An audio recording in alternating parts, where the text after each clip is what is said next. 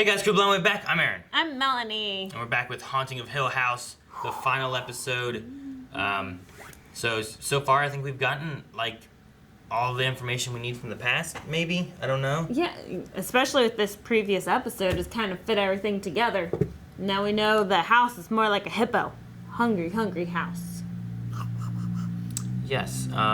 So there was Abigail, who's a real girl. There is She's a real girl. some dreaming kind of things happening with Olivia, and it kind of made her go a little crazy and want to kill her kids, and that's... Preserve her kids, Aaron. Preserve. So then the dad heroically saved him by knocking his wife out, and then she killed herself. So, I guess that's the story. But we don't know what's going on in the present. We didn't go in the present at all last episode, so there's still Luke got grabbed by a ghost or something. The house did it or didn't burn down? Did not, because it all went out. Did it? Might be dreaming. I was saying that maybe he's having a vision and stuff, and he's just there in a burning house right now. So I imagine this episode we're gonna see what's happening in the Hill House. What? Oh! Maybe it was the two of us. Oh no. Well, Steve, wait! No! Oh man! This little one, she won't be real either. If she is, my love, if she eats me from the inside and I burst like a blister, will you lose your mind?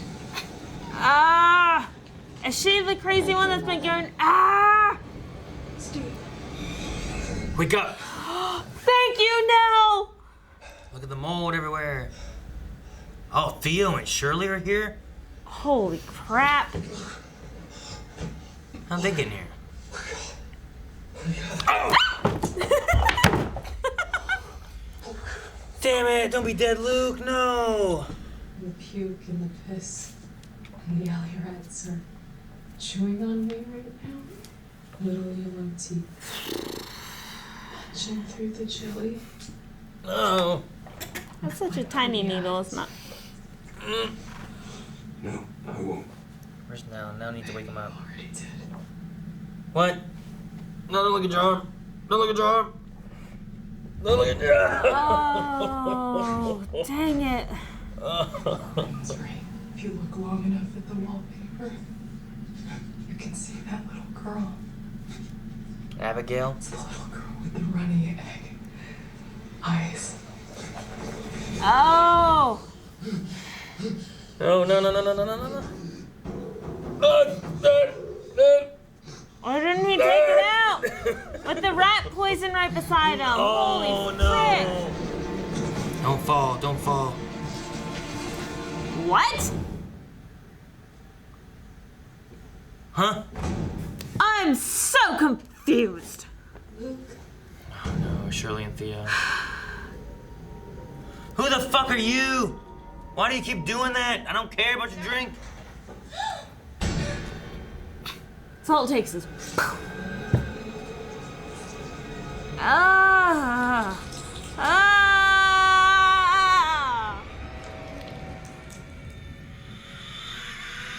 Shirley.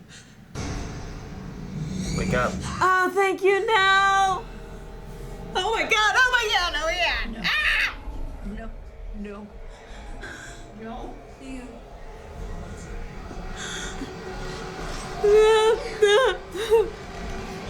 Thank you now. Theo had the best drink. It was your dance studio, Theo. It was my toy room. It was a reading room for Mom. Huh. A game room for Steve. A family room for Shirley. A treehouse. Forgiveness is warm. Like a tear on a cheek. Think of that and of me when you stand in the rain. I loved you completely, and you loved me the same. That's all. The rest is confetti. Nellie? Is that you? No? The first was young Miss Groton. She tried not to let him in. He stabbed her with a corn knife.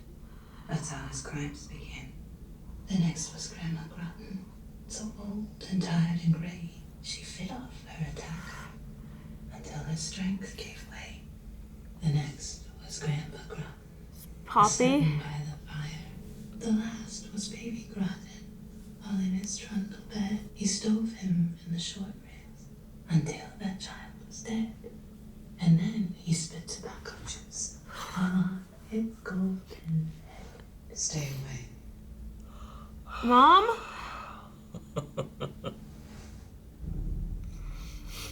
He's just too cute there. Away. Forgive a girl for being lonely. Nothing sadder than a cold bed. Let them go. I'll be alone again. Take me.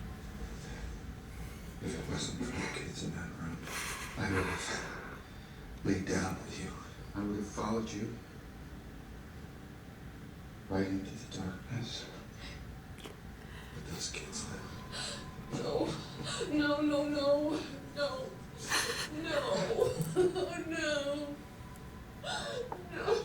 No. If you keep this house, keep us on. Keep everyone else away. Deadly stay. Don't let it take anyone else. Never again. Let it starve. But leave it here. So I can see her.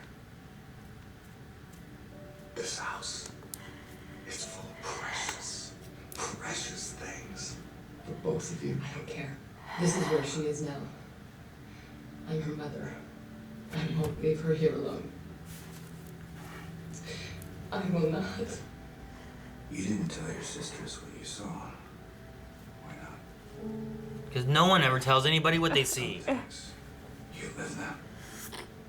Or you don't. But they can't be told. I'm sorry. No. I'm sorry, Dad. This is all yours now. He inherits the house. The house. Take care of each other. And be kind to each other. And nothing else. Be kind. I should have been a better brother. What are you saying, Steve? I'm saying I built a wall around a big part of my life, and I hid behind that wall, and I thought that wall kept us both safe. But walls don't work that way. Walls Hey. never work. Hey. Please. Oh, just the magazines, not the whole box. What magazines were they? I don't know.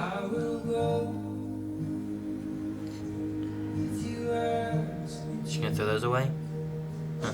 I will stay and the photograph. No, I'm alive. They just lie. Fear. Is it Dudley's? Or what is this? Fear is the relinquishment of logic, the willing relinquishing of reasonable patterns. Wait, is this Steve and Lee? What is this? No, it looks like Clara whenever she's old. We're here. Let my anger take me there. But so, it seems, is love.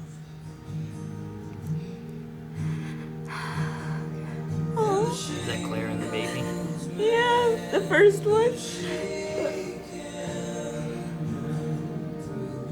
Love is the relinquishment of logic, This old house, she's quite the key. the willing relinquishing of reasonable patterns. 2 years clean? We yield to Is it, that what that is? or we fight it. I guess. All I see is I Dave. see a baby bump. Aww. I will go if you ask me to. Within, walls continue upright, bricks meet neatly, floors are firm, and doors are sensibly shut. If I go, I'm going crazy. And those who walk there Let my daughter take walk together.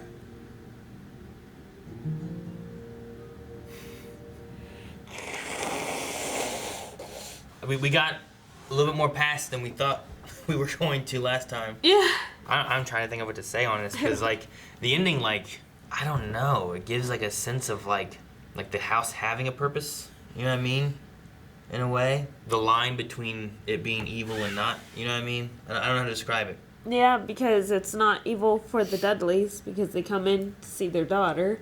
Well, yeah, and then like at the end there, you have the Dudleys coming there, like the wife's dying. And Mr. Dudley carries her across the woods To feed her to the house. to get her in the house to where she'll be with her daughter and then also with her baby. And Yeah. then whenever he dies, if he gets there, and it also keeps Nell and Olivia and Hugh together. And like there's like a, I don't know, like it's weird going through because this whole time you're like, God, these ghosts and it's evil and it's preying on this family and stuff, but then sure, like almost like the mom was enticing them back to the house in a way to kill them. They were right? beckoning because they were flicking the lights and stuff to Yeah. bring them back home, and then to like keep them safe and stuff like that, like what she believed. But then like what Hugh says to her kind of gives it a different purpose. I don't know, it gives a lot of different views on like the whole series. Yeah. And the house even. Past 2 episodes have kind of flipped it. It's just so weird. But you were speaking about what Hugh said to her. Like, I really liked what Hugh said to her because the mother was beckoning the family back home because all she wanted was the family to be together and, to not be fed out to the world. Together forever and safe. And I like what Hugh said, that if they don't go out into the world, then they won't find They won't live. any more happiness. Yeah. Like they won't have those happy moments. They won't have that dance with their at their wedding, So I like that. I like that they need to go out and live. If you want them to come back, they can after they've been out in the world. But you were right. They did trip over something on their way out. Well, they hit something. Because it was the dad and Steve carrying Luke, and then they stopped. And they kind of stalled for a second, looked at each other, and then went on. And then whenever you said, I'm glad you didn't tell him what you saw, I was like, What? what? Like, which thing? I like what they did here in the Red Room, getting them all in there. This weird sense of like the Red Room was whatever they wanted to be. Yeah. Because like it makes sense too, because we had this dance room, and we had people wondering what the Red Room was. We had weird things found, like the teacup was found in the toy room. Oh, yeah. The vanity was found in the game room. The game room. In the what room? Oh, my gaming room. It was like kind of like a what? There was no treehouse. Where's Mom's reading room? Remember that? She's like, I'll be in my reading room if you need me. Where's Mom's reading room? Huh. Like, yeah. throughout the season, they've had moments of talking about the rooms or whatever and where they found it and whatnot, and everyone's always kind of like, the what? And they never seem to know whatever it was. I guess I never gave it a second thought because the house is huge. So I'm like, okay, yeah, that's fine. There's probably 1,000 rooms in that house. So that's understandable if you don't know where that room is. But once you realize that and you're like, oh man, it adds up that all these different rooms have just been the Red Room, and it opens whenever you need that room kind of thing to keep you. I think the way they kind of worded it is it kind of keeps you docile while it digests you in a way, just. But I love the idea of they're stuck in their dreams, their nightmares, right? And then Nell's coming in and getting them out. I loved her saving each one. Them, yes, I loved that so much. And I love Nell's monologue. Her thing about this is the heart of the house, but it's not the heart of the stomach, eating everything. We've all been here, that whole thing about confetti, and we're confetti's in each other's lives, and the way time works, it's just whatever. Which for her especially, the whole time thing. Yeah, she has the that bent weird neck lady. Yeah, she has the weird she's seeing herself as a kid, but seeing herself dead. Her death is haunting her. I don't know. It's very weird, I don't know. I'm just trying to find what to say.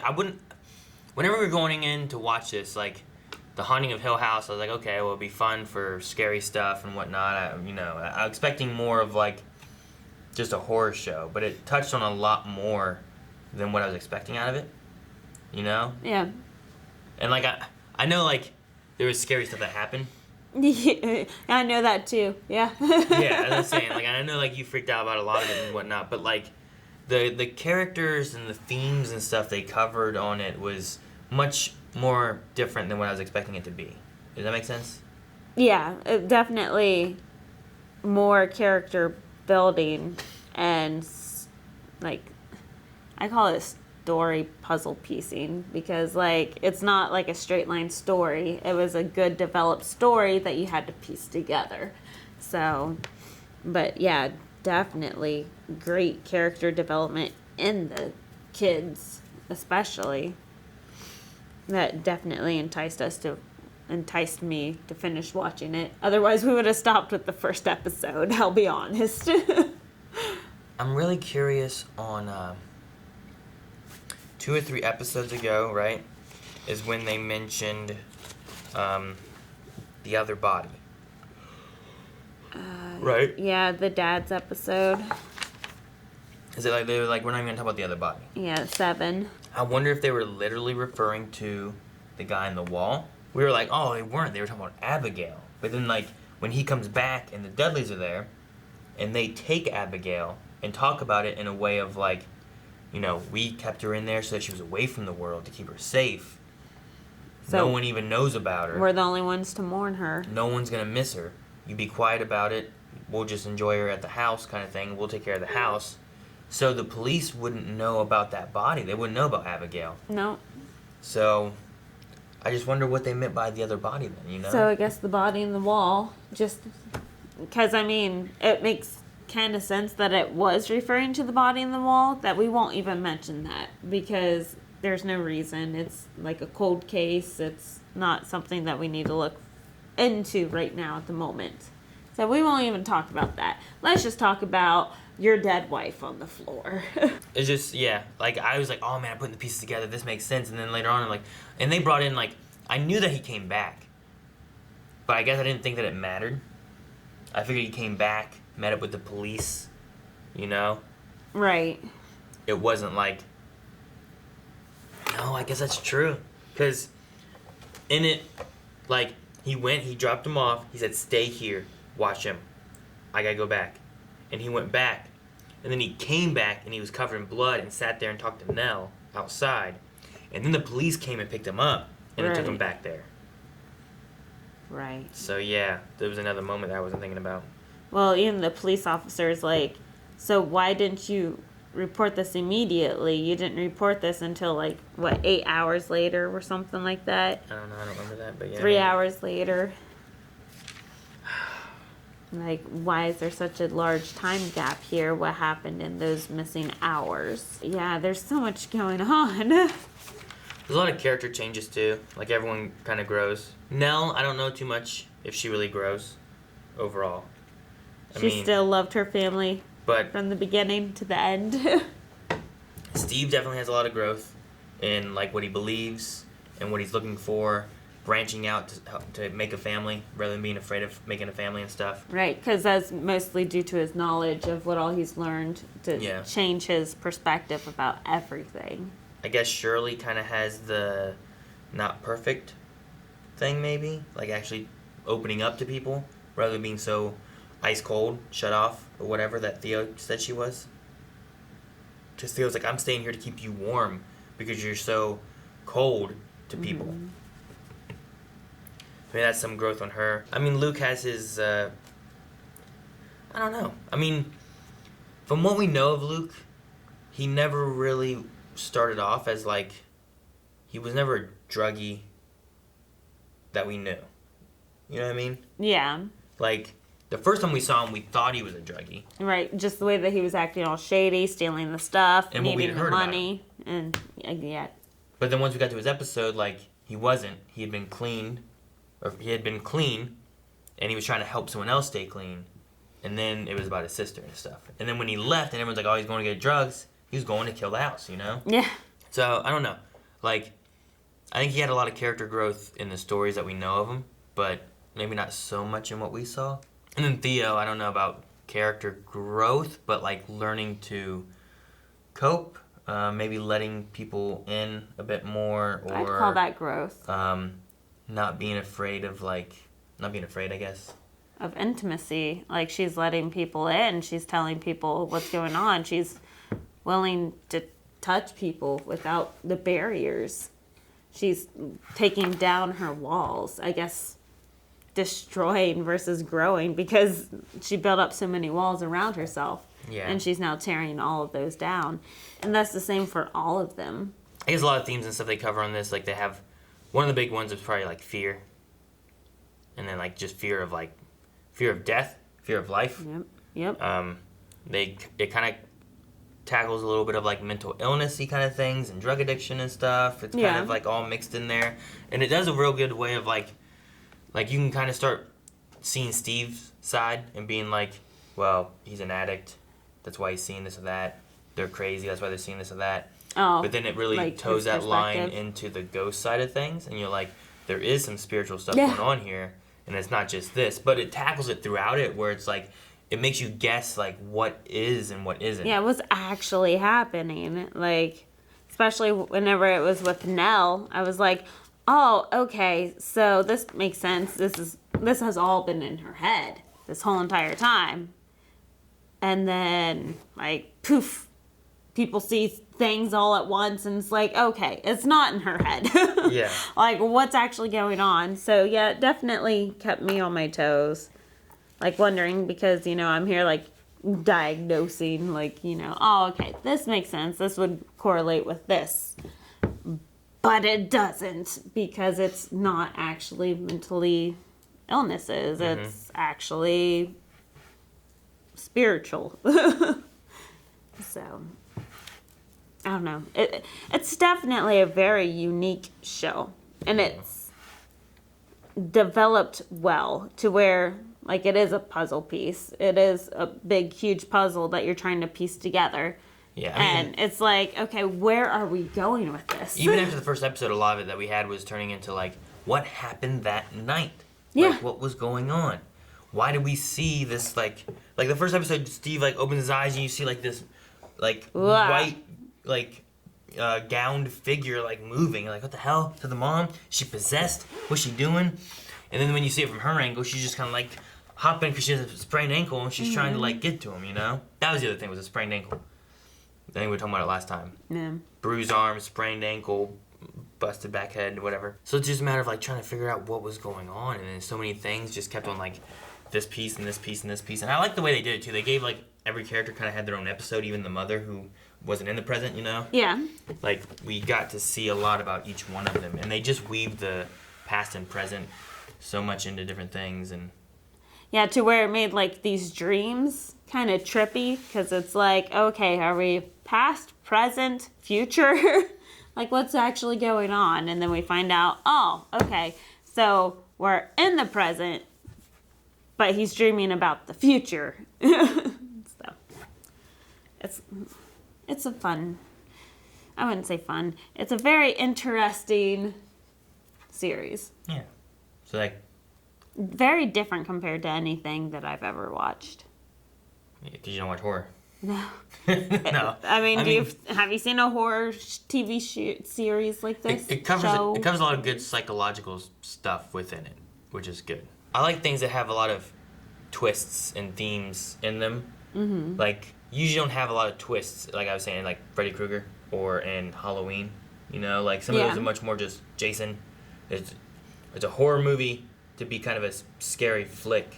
Yeah. But you don't get like that, here's a little twist, or here's a little bit of the story that we've been kind of going with, and now you get this. And in this here, like, there's several little twists and stuff as you're trying to, like you said, it's a puzzle piece, and you're trying to get the full picture. So you're like, well, here's this first episode, and then the second episode, and you're trying to figure out where they all connect. And then you realize you have these upside down. Yeah, And you exactly. were wrong with what you were thinking anyway, Like, the dad said something last episode that completely changed the whole ball game. I was like, what? I forget what it was. I wrote it down, and I'm like, it's flipped everything over. Like, just one little sentence can change your whole theory about the whole show. Yeah. Yeah. I really liked it a lot. It was like I guess I'm more so pleased that it was more than I thought it would be. Like I thought this would be like I don't know, just a scary thing for October, but it was more. And it was really interesting, and I'm kind of interested in seeing like what they would do. Like it said, the haunt's coming back in 2020. 2020, yeah. So How? well, I mean, the house is still there. Steve and them are still True. around. So like, do we follow the same characters? Is it a different haunt? Like, what are they doing? Like, is it in the future, or is it like the development of the hills, which would be kind of interesting to actually see, like the hills. I do like seeing that the development of Steve, especially being able to grow enough and like finally get to talk with his dad, even though like his final like talk to understand his dad a little bit more, all happened on the last night of his dad being alive. Yeah. So, I mean, he got information, and the ghost of his dad talked to him to show him what happened, so that he understood that last night at least. But I like that pushed him back to like the story he had last episode about. Maybe 2 episodes ago. There's a story he had recently about me and your mom had a separation for a while, and I went back to her, and she grabbed me, held me in her arms, and I was holding you, and I was holding her, and that was what I wanted, you know. Mm-hmm. I like that a lot, and I really like Nell, like saving Luke, and saving her siblings and all that kind of stuff, and like the monologue and talking about like, you know, like I don't know how I can do this without you, and it's like, you know. You're not. There's pieces there and confetti, and I liked a lot of that. And I like the family aspect they have, and like even though they've been splintered for so long, it feels like a lot of this kind of hopefully brought them back, especially like Nell talking to them and them saving Luke. So Which I really do like. It was Nell. Like, I hate to say that I like that she was the one that died, but the fact that she's the one that saved everyone from those dreams made sense, because the dad talked about how, like, even at Christmas, she would write for everyone else. Like, all she ever cared about was her brothers and sisters. That's what she lived for. She loved her family more than anything.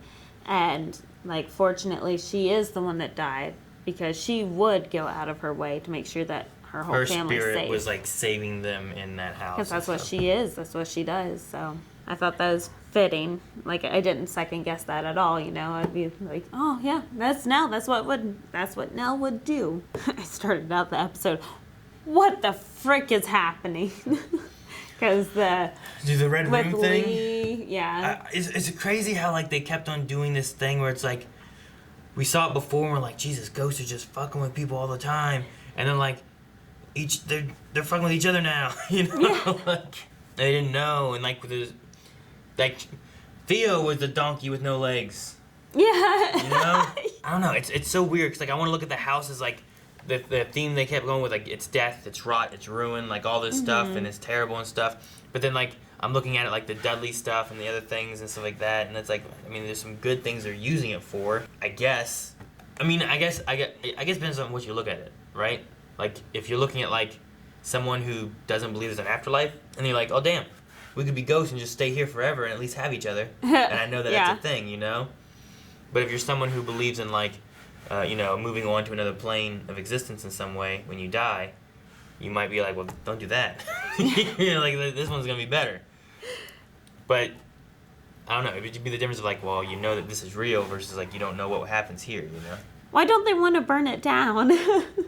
Like, especially after this. Of course, now we have next season, so maybe we can see what the final conclusion is for the house. Like I said, I think the next one's gonna be something different. You know, the haunting continues. Not necessarily this haunting, but maybe something else. But if you go back to episode, I don't know, 1, 2, 3, it's one of the first few, they said about like teaching multiple religions to Stevie. Yeah. Right? Right. Just so that he knows the different types of religions and what's out there and whatnot. I forget what Mrs. Dudley said. I think she had something there too. But if like you're looking at all these religions and you don't know what's real of them, but the one thing you know is that if I die here at this house, I can make sure that I'm still here with whoever I've died with and whoever's already died here, and at least we're still here.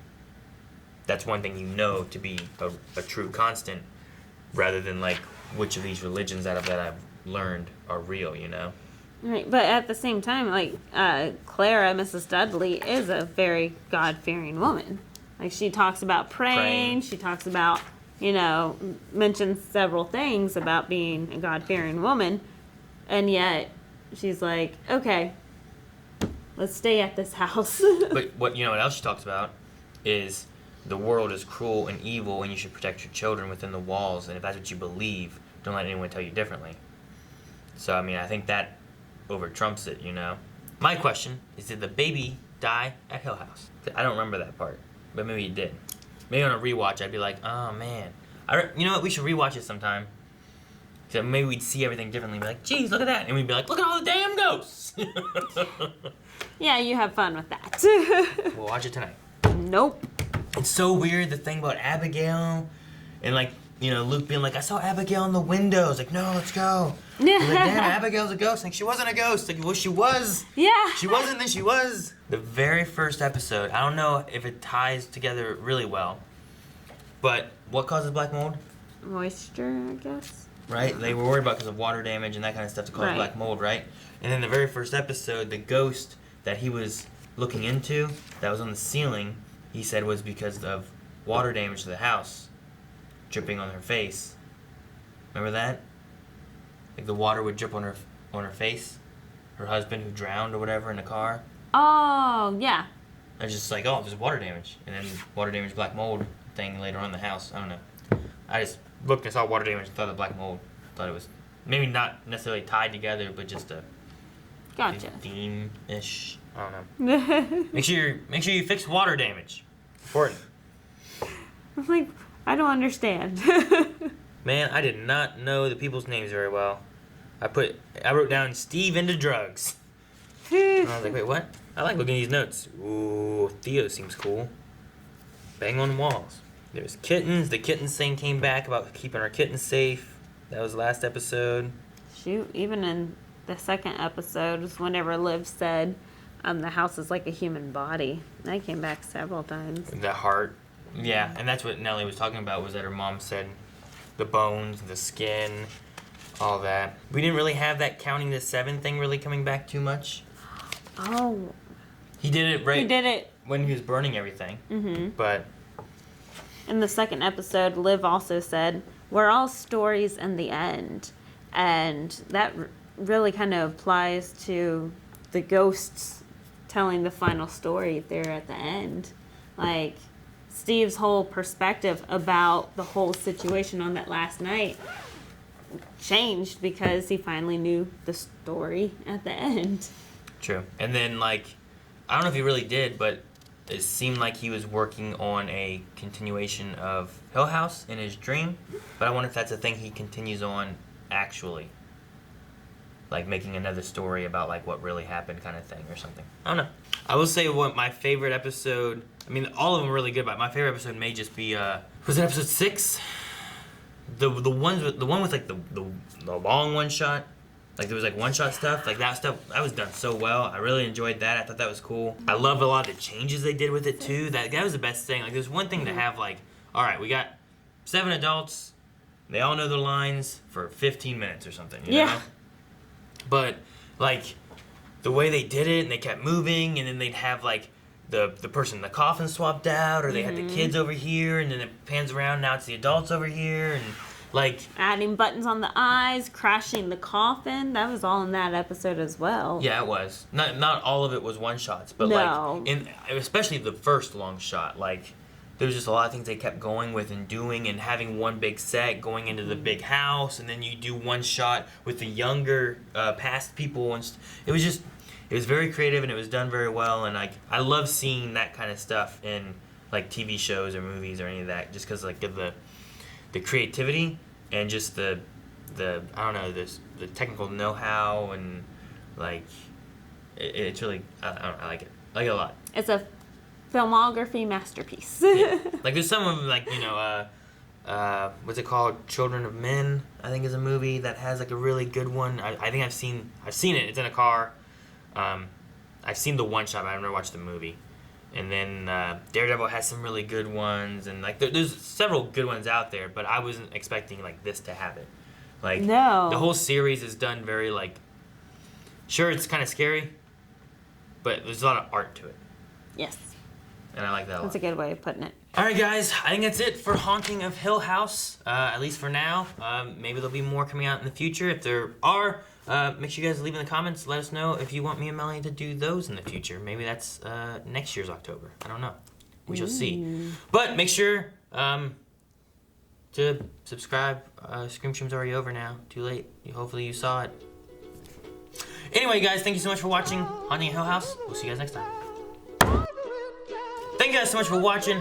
Make sure you guys hit that subscribe button so you don't miss out on anything coming out Blind Wave related. We have so much coming out, live shows of the CW universe and Supernaturals. There's a lot of stuff that we're going to be watching so you guys can see a lot more right here at Blind Wave. Lots of things.